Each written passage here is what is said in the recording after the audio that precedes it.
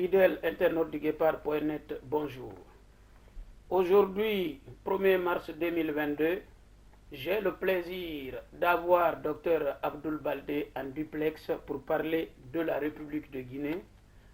Et sur ce, je ne vais pas tarder, je vais aller encore, comme d'habitude, droit au but. Bonjour Dr Abdoul Baldé. Bonjour M. Bakanera. Alors, observateur de la vie guinéenne que vous êtes, vous suivez la marche de notre pays depuis la prise du pouvoir par la junte à la tête de laquelle se trouve M. Mamadi Doumbouya. Quel bilan faites-vous de leur exercice du pouvoir depuis le 5 septembre 2021? Je vous remercie. Mais avant de répondre à votre question, comme je le fais d'habitude, une pensée pour nos jeunes libérateurs qui coupissent alors encore quelque part dans les prisons guinéennes. J'ai une pensée aussi très forte aujourd'hui pour le président Sidia Touré et aussi M. Cellou Dalein Diallo, victime de l'injustice caractérisée d'un système aux abois. C'est le cas de le dire. Je suis effaré, étonné pour des gens qui ont dit que la boussole, la justice allait être la boussole qui guidera la Guinée, d'envoyer chez les anciens premiers ministres une horde de militaires comme si le pays était en guerre. Je pense que c'est ce qui vous a un peu poussé à m'appeler aujourd'hui pour qu'on s'exprime, pour qu'on parle de cette situation chaotique dans quel pays du monde avez-vous vu un chef d'état-major général des armées aller à la remise des clés d'une maison d'un ancien premier ministre? Le chef d'état, comme si il était sur un théâtre de guerre. On a vu des gens armés comme si la Guinée était attaquée de toutes parts. Cela prouve à suffisance que le CNRD a perdu pédale. Ils ne savent plus où donner de la tête. Ils vont de coq à l'âne dans tout ce qu'ils font. Il n'y a aucun projet de développement dans ce qu'ils nous ont dit.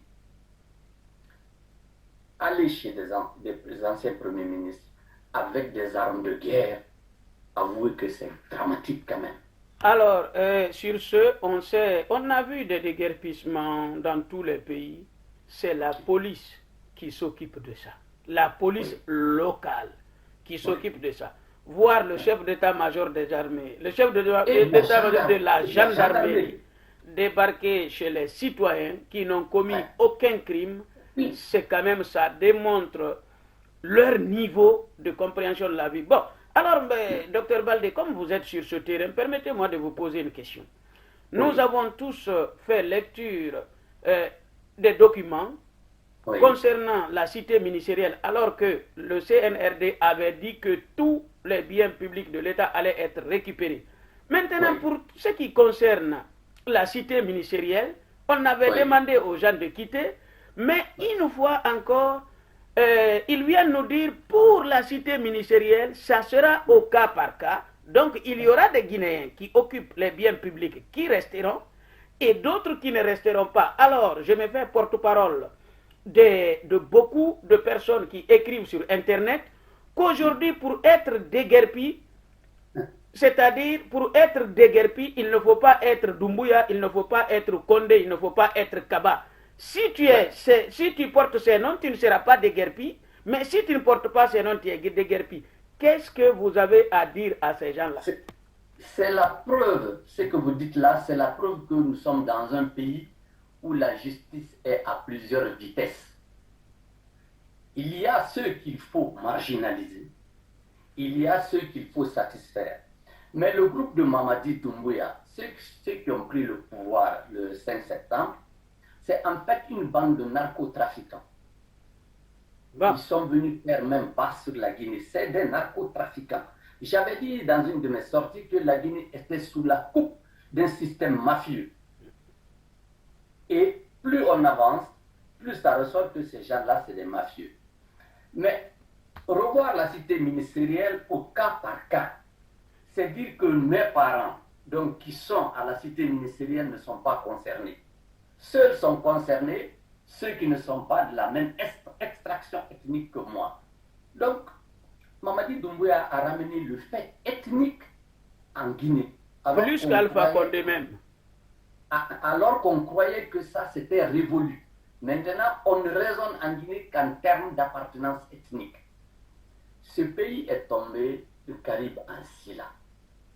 La justice est une justice à double vitesse. Il y a ceux qui doivent subir les faits de la justice et il y en a qui en sont épargnés. Cela ne peut pas mener notre pays vers des lendemains sereins. Il faut que l'on se ressaisisse pour voir ce qu'il y a lieu de faire. Alors, on ne peut pas oui. chasser un type comme M. Sidi Touré de sa maison alors qu'il a travaillé pour ce pays-là. On ne lui reproche rien, sauf le fait d'avoir occupé un terrain qui appartenait à l'État. Mais là aussi, c'est discutable. Nous ne pourrons pas avoir le temps de discuter de tout ça. C'est Loudalen, c'est pareil. Mais je pense que la patience a ses limites en toutes choses. Mamadi Doumbouya est en train de nous mener tout droit dans un puits sans fond. Mais comme l'a dit Alpha Condé, j'aime bien sa phrase-là. Plus le singe monte haut, plus on voit son derrière. L'espoir fut de très courte durée. Mamadi Doumbouya avait suscité un certain espoir. Mais l'espoir a été de très courte durée. Docteur, j'ouvre une parenthèse. Oui. On peut nous accuser de tout sauf ça. Nous avons été, le Guépard.net et ses consultants, Abdoul Baldé, Sissavané, nous avons été les premiers à dire que Mamadi Doumbouya a un agenda caché. Lors de votre passage sur TV5, lorsque on vous a demandé, vous avez dit, pour moi, il n'y a pas d'homme providentiel. Quand ils viennent au pouvoir, ils promettent monts et merveilles, puis un jour, on se réveille dans la dictature. Mais, pour terminer sur cette question, vous savez, Mamadi Doumbouya, c'est le Guépard.net qui avait dénoncé ce monsieur en 2018. Les Guinéens ne nous ont pas compris. Mamadi Doumbouya s'est affabulé de faux diplômes. Il n'a jamais étudié nulle part. Il a arrêté ses études en 11e année en République de Guinée. Il s'est affabulé des diplômes de l'université Paris 2 que je connais très bien, y compris Amara Kamara. Maintenant, voyant qu'ils ont totalement échoué, ils veulent se réfugier dans la stratégie ethnique qui finira toujours par les trahir. Mais ça aussi, il faut comprendre Mamadi Doumbouya. Voilà un gars sorti de nulle part, qui va à la Légion française, qui sort avec le grade de caporal. Chassé. Caporal.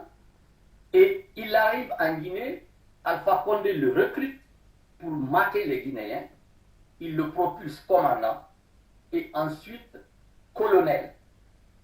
Mais le gars se dit, mais c'est incroyable. Voilà un gars aussi qui dit qu'il est professeur d'université sorti de la Sorbonne alors que c'est faux.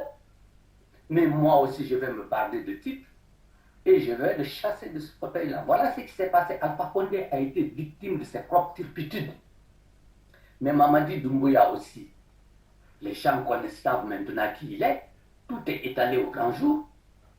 Il veut s'abriter derrière ses parents pour mener la Guinée à l'abîme. Et là, nous ne le laisserons pas faire. La Guinée n'est pas un pays qui appartient à une ethnie. La Guinée appartient à tous. Il avait dit, je le répète, la justice sera la boussole qui dirigera chaque Guinéen. Alpha Condé, il a relâché Alpha, Alpha est parti. Il ne reviendra plus pour rendre les comptes pour les massacres qu'il a commis. Il pense que lui aussi, il va faire tout ça et il va se barrer comme bon lui semble après avoir vidé les caisses de l'État. Mamadi Doumbouya est un danger pour ce pays. Alors, je vais donner une information qui est en cours. Le collectif contre l'impunité, comme vous savez, dont vous êtes vous-même parti, a aussi ses antennes en dehors de la Guinée. Nous avons des informations tout à fait fiables. Nous attendons maintenant les documents qui démontrent un mois et quelques après leur prise du pouvoir, Mamadi Doumbouya, Amara Kamara ont acheté des villas pour ne pas dire des châteaux, à coût de millions de dollars en Côte d'Ivoire et au Sénégal. Mais comme nous ne parlons pas sans sortir les documents, comme on a fait pour le cas de Kassouri, quand nous finirons d'avoir les documents, les Guinéens sauront que ces individus qui se présentent comme des anges sont autre chose que cela. Que cela. Ça va être un problème de justice aussi. Mais une justice qui est différente de celle que lui nous présente. Parce que le comité de lutte contre l'impunité.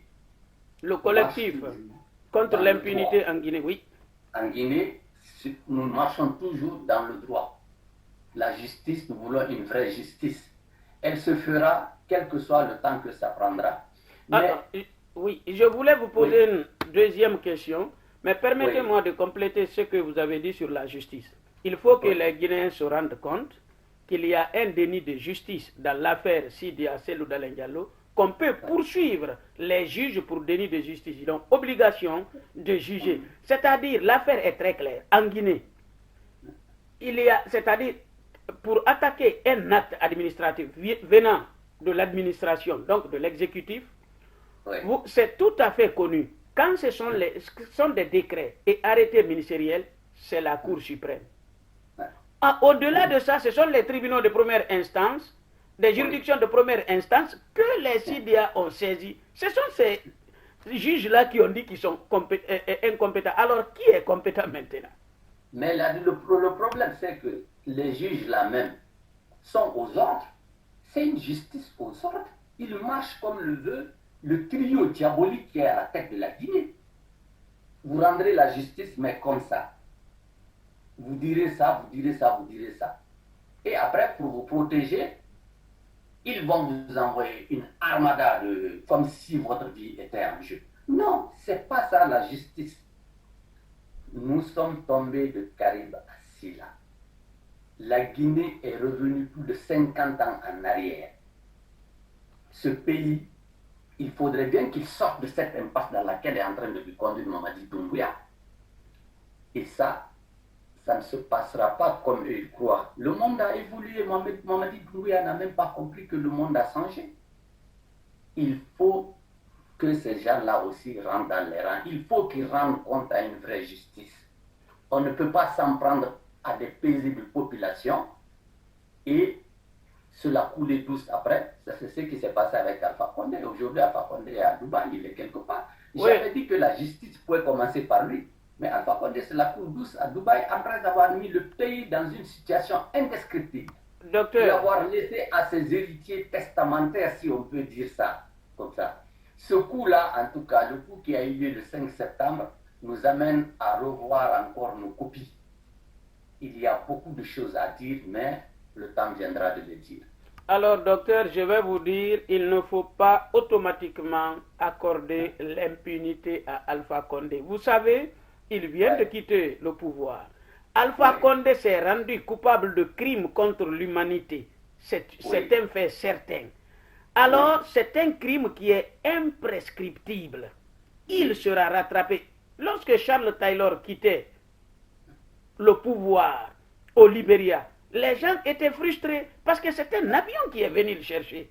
Ils ont attendu que les vagues se calment pour qu'il soit accueilli. Il a fini sa vie, à la Cour pénale internationale. Alpha Condé n'échappera pas à la justice. Mettez ça de côté. Alors, en Guinée, les bourreaux ont toujours échappé. Parce qu'après les bourreaux, il y a d'autres bourreaux qui viennent. Oui. Après les bourreaux, il y a d'autres qui viennent. Alpha Condé, c'est vrai, c'est le premier président guinéen qui a commis des crimes contre l'humanité, qui se retrouve ailleurs. Les autres sont morts de leur belle mort. Hein. Il y a un qui est mort aux États-Unis, à Cleveland, alors qu'il a insulté l'impérialisme américain toute sa vie. Le seul qui est mort au bled, comme si on peut dire ça comme ça, c'est Lansana Conté. Lansana Conté était profondément attaché à la Guinée. Aujourd'hui, on veut nous faire effacer tout ce que Lansana Conté a fait. Ce n'est pas juste. Moi, j'ai dénoncé les dérives du système Conté. Mais en regardant de plus près aujourd'hui, je trouve qu'il était plus patriote que tous. Totalement. Alors, pourquoi veut-on effacer les traces de Lansana Conté?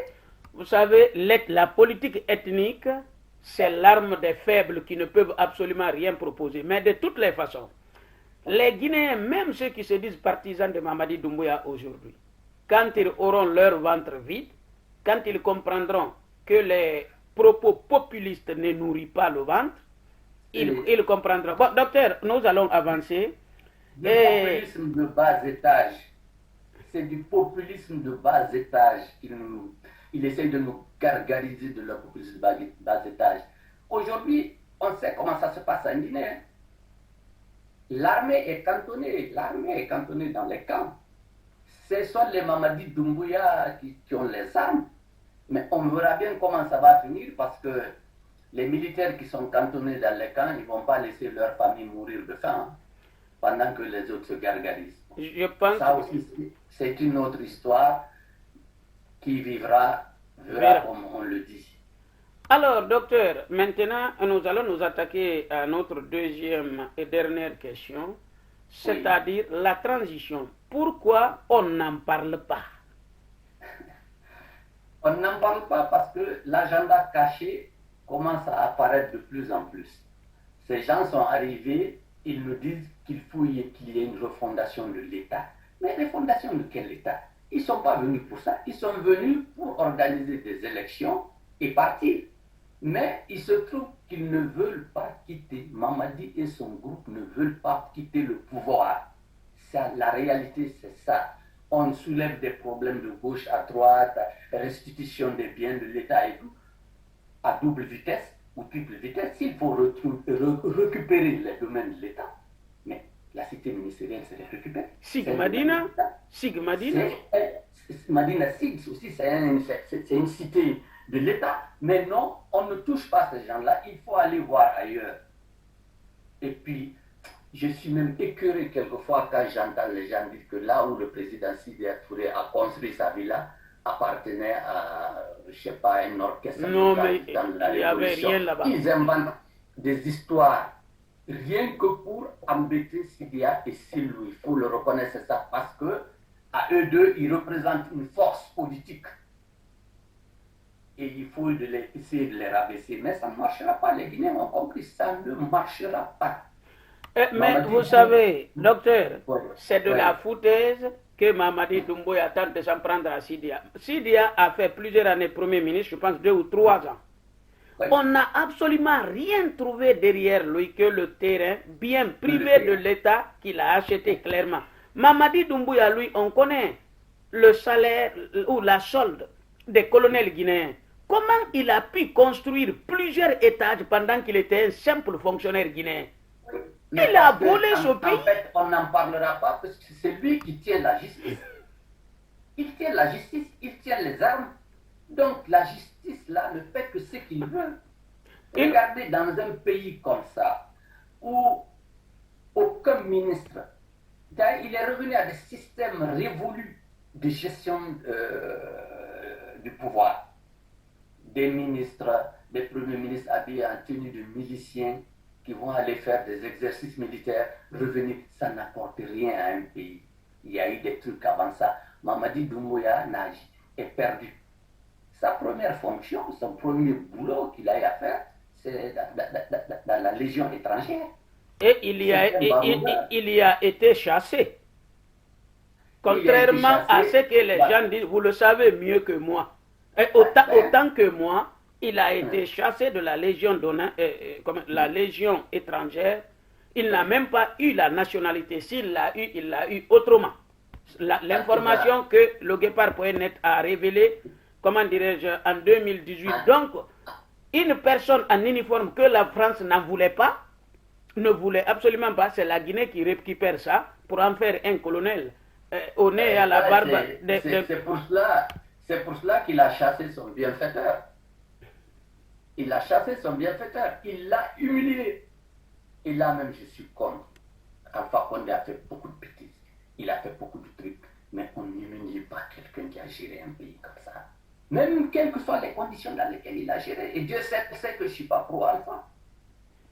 Docteur, je pense que ce n'est pas lui. Jamais un président n'a été humilié autant en Afrique. Docteur, on les passe dans les arbres. Docteur, on n'en parle plus. Docteur, mais Je pense...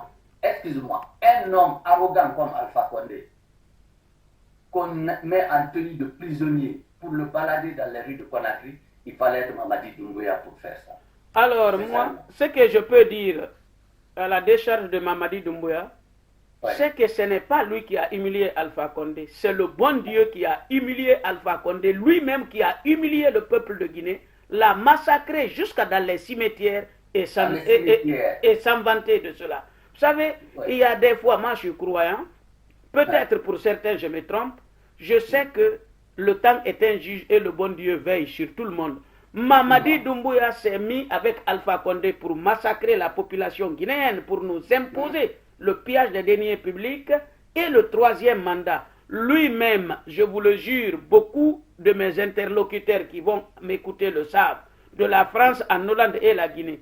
J'avais dit, dès que Mamadi est venu au pouvoir, que je serais très étonné que Mamadi se comporte très bien. Parce que je pense que la colère de Dieu est suspendue sur sa tête, tellement que ce gars a été cruel envers la population guinéenne. Il finira par s'aveugler et sortir par la petite porte. Et j'y crois encore. J'y crois encore. Il ne finit. Il s'est installé dans le fauteuil de Alpha Condé. Mais moi, je parle surtout de l'humiliation d'un homme, quel qu'il soit. Je n'accepte pas. C'est une nature chez moi. C'est vrai que aujourd'hui, Mamadi Doumbouya a humilié Alpha. Franchement, il a humilié. Je suis contre toute forme d'humiliation. C'est à la justice de rendre la justice. Maintenant que tout est su, voilà, Alpha Condé a pris ses bagages, il est parti tranquillement, mais comme vous le dites, on le poursuivra tôt ou tard, mais pour l'instant, en tout cas, il est en train de se soigner tranquillement, alors que les Guinéens n'ont même pas un seul hôpital digne de ce nom. Ça ne peut pas continuer toujours comme ça. Le premier qui vient, il s'installe, il sème la terreur, après il part. Non, c'est pas comme ça. Alors, il faut qu'on change de méthode, de vision de la gestion d'un pays. Alors, docteur, on est arrivé au bout de notre chemin. Qu'est-ce que vous avez à dire aux Guinéens? Qu'est-ce que j'ai à dire aux Guinéens? Comme je le dis toujours, il ne faut pas désespérer. Il faut espérer qu'un jour viendra en Guinée un digne fils du pays, qui aime le pays, qui peut réconcilier les Guinéens, parce qu'aujourd'hui les Guinéens sont divisés. Il ne faut pas le nier. Toutes les ethnies sont recroquevillées les unes, sont recroquevillées dans leur cocon familial, si je peux dire ça comme ça. Mais la seule chose qui peut sauver ce pays, c'est que nous mettons à part nos querelles. Et c'est très difficile. Et puis Alpha Condé et Mamadi Doumbouya n'ont fait qu'accentuer le phénomène de division des Guinéens. Mais c'est le principe de diviser pour régner.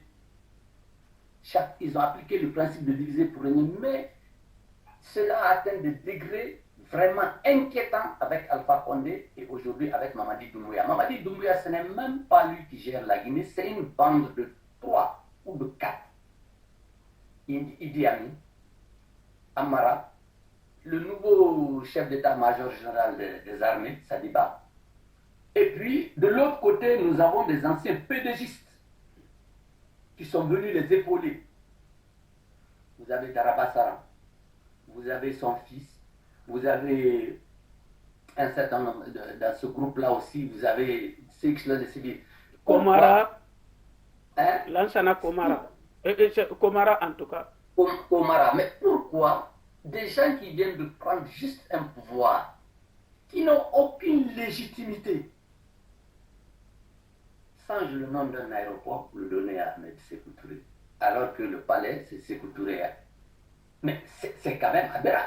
On saute toutes les étapes. Pourquoi on n'a pas appelé aéroport Lansana Conté? Quand même. C'est la question que je me suis posée. Oui, parce que c'est Lansana Conté qui a dit Sékou Touré, paraît-il. C'est lui qui a donné Sékou Touré. Oui. Mais pourquoi on n'a pas donné le nom de l'aéroport à Lansana Conté? Il n'est pas d'une bonne ethnie. Pour Mamadi Doumbouya, il n'est pas d'une bonne ethnie. Donc, bientôt, nous aurons un stade Ahmed Sékou Touré. Ensuite, ça va être un autre stade Ismaël Touré. Et puis, tout va être Touré et Condé partout. Il y a Lansana Conté mérite que l'aéroport porte son nom. C'est ma position. Elle est personnelle. Pourquoi pas Lansana Conté? Pourquoi pas Lansana Conté? Sékou Touré a déjà le palais Sékou Touré qui porte son nom et l'aéroport Lansana Conté. Tout ça, c'est pour opposer les ethnies les unes aux autres. Mais ça ne marchera pas. Donc, Mamadi Doumbouya est sous la coupe de vieux pédégistes fatigués qui veulent nous ramener aux abîmes dans les années de plomb de la révolution. Ça ne marchera pas. Nous ne retournerons plus dans les années révolutionnaires en Guinée. Vous êtes jeunes, vous n'avez pas vécu ça. Nous l'avons vécu. Palais Sékou Touré, c'est déjà suffisant. Alors, aéroport international Ahmed Sékou Touré, c'est vraiment la goutte d'eau qui fait déborder le gaz. La cité ministérielle, non, là, on ne touche pas à la mer. C'est quoi cette justice à deux vitesses? C'est quoi cette justice à deux vitesses? Il y a José Saramago qui a dit un truc que j'aime bien. Il ne sert à rien de purifier les eaux de la rivière qui traverse la ville si la source de contamination se trouve en amont. Ça ne sert à rien. En Guinée, c'est la tête qu'il faut changer. C'est la tête qui ne va pas à tous les coups. C'est vrai. Mamadi Doumbouya a déjà échoué. Il s'est inscrit dans une tentative de fuite en avant sur fond de massacre. Il massacrera ce type, ne vous en faites pas. Il massacrera parce qu'il sait que les Guinéens ne seront pas frères. Un petit groupuscule comme ça ne peut pas prendre encore la Guinée en otage. C'est inconcevable, inacceptable. Et encore, ils se lancent dans l'humiliation. Je reviens là-dessus. Faire sortir de leurs appartements, de leurs maisons, M. Sidia Touré, le président Sidia Touré, Cellou Dalein, est une manière d'humilier les Guinéens. Parce que depuis son accession à l'indépendance, j'ai pu le dire, la Guinée n'a pas eu un premier ministre aussi compétent que M. Sidia Touré. Il est l'initiateur de la bonne gouvernance en Guinée. Et les crapules qui sont au pouvoir n'aiment pas ça. Ils aiment bien des gens qui les ressemblent. C'est le moment de la fin, je suis un peu écœuré. On ne doit pas traiter des anciens premiers ministres de la sorte. Comme si le pays était en guerre. Je ne sais pas si vous avez vu les images. Et un chef d'état-major général des armées qui vient avec... Mais regardez les armes, ils sont barricadés comme s'ils allaient à un affrontement militaire. Même en Ukraine, comme ça ne se passe pas comme ça actuellement. Pour venir demander aux gens de quitter leur maison, qu'ils avaient déjà quitté d'ailleurs. Mais c'est une manière de les humilier, je vais vous dire, parce que simplement, ils veulent les écarter de la course à la présidentielle. Mamadi Doumbouya et son groupe ont déjà le gars qui veut l'installer à la présidence, qui semble-t-il leur rendra l'ascenseur dans 5 ans. On connaît, il y a une liste là, on connaît ce qu'ils veulent mettre. Lansana Kouyaté, Premier ministre de consensus, qui vient jouer le Kambéremba encore à Conakry. Arrêtons un peu là. Arrêtons un peu. C'est Lansana Conté qui a compromis le changement qu'il devait y avoir. Lansana Kouyaté. Lansana Kouyaté. Un fanfaron comme ça. Excusez-moi de l'expression. Là, nous ne devons pas accepter que les meilleurs fils de ce pays soient humiliés. C'est inconcevable, c'est inacceptable. Je suis certain que beaucoup de compatriotes sont d'accord avec moi. C'est le mot de la fin. Merci, Dr Abdoul Baldé. Je pense que chacun trouvera dans votre intervention ce qui l'intéresse. Je remercie les fidèles internautes du Guépard.net et à très bientôt. Il m'excuse.